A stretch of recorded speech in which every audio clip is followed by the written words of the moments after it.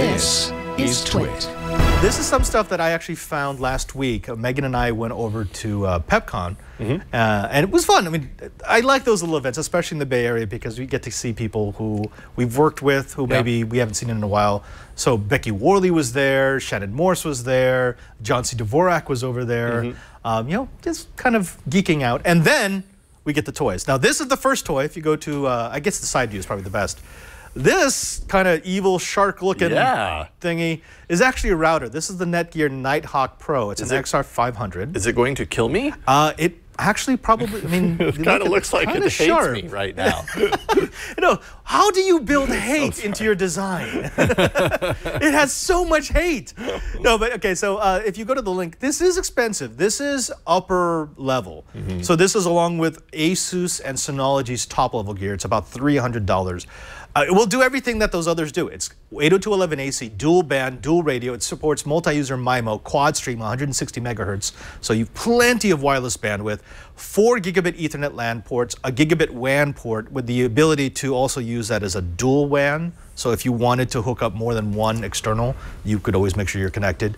Dual core 1.7 gigahertz processor, 2 USB 3.0 ports that you can use for multifunction. So either hooking up storage that can be shared with everyone, and this basically becomes a small NAS, all the way up to, say, printers. You want to hook up your printer to this.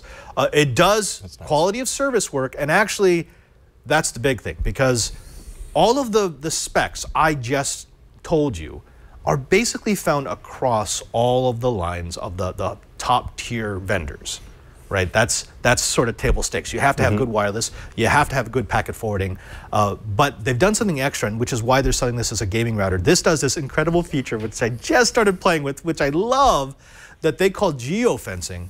Really what it is it's WAN quality of service. So a pet peeve of a lot of gamers, let's say you're running a Minecraft server, is you will get people coming in from around the world, some of whom have horrible, horrible connections. Sure. And their ping times are terrible, and they're lagging, and it makes the game not fun for anybody, right? And this is not just Minecraft. This is if you're hosting a game off your Xbox One or off of your PS4. This actually allows you, there's an interface that says, I don't want any connections from Russia. I don't want any connections from Japan. I don't want any connections that are over this ping time. And it will actually keep them from joining any sessions on your machine. That's nice. That's actually really cool. Yeah. It sounds like kind of a dick move, but it's actually better. Those people should be joining servers that have better connections for them. Also, I may have used it once or twice to keep specific players out of my gaming sessions, which is fun because you don't have to do anything on the console. It's not like you have to hack the console. You just tell this, oh, that's where that guy is. No, never allow that IP address. And do they know? Will they ever find out? No, it just doesn't show up. They can't even see your sessions. It was me. It's me. I know. Eric Deckman says, it keeps out the poor people. You and your DSL, how quaint. Sorry, no, that was a really bad imitation. Okay, so we're going to take an in-depth look at this because I do want to run it through its paces. It also, kind of like the Synology router and NAS, this will run apps. This actually, I think, will run Plex.